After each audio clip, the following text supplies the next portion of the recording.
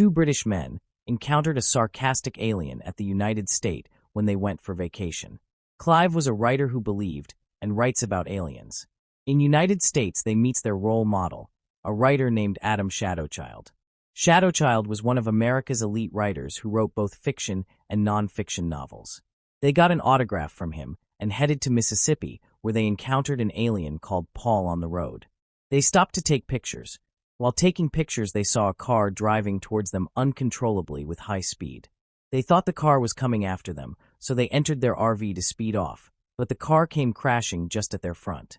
They both thought there were human casualties in the car, so they came down to check and help, only to see it was an alien. Clive fainted and pissed his pant.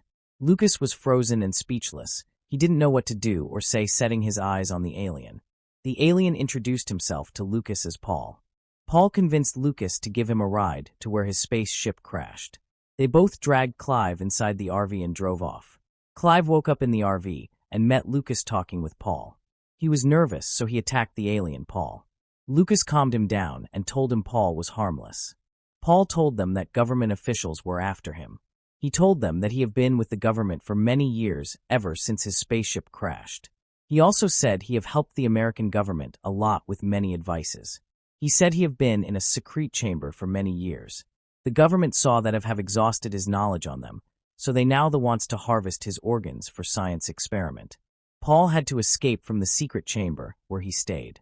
The trio drove off and stopped at a small town where they met a lady named Ruth. Ruth lives with her father. They paid Ruth to stay at the protection of their environment for a night, so they submitted their passport as a means of identification. Lucas had feelings for Ruth and enjoyed discussing with her. In the morning, Ruth entered the RV and saw Paul. She was also frozen in fear and fainted. They were afraid Paul will get caught if Ruth wakes up and call the police. So Paul transformed himself and became invincible and entered Ruth's house to retrieve Clive's passport. He retrieved the passport, but was caught by Ruth's father. He brought out his gun and started shooting at Paul, thinking Paul was a demon. Paul ran back to the RV, and they drove away. Ruth's father thought some sort of demon kidnapped her daughter, so he took his car and gun and went after them.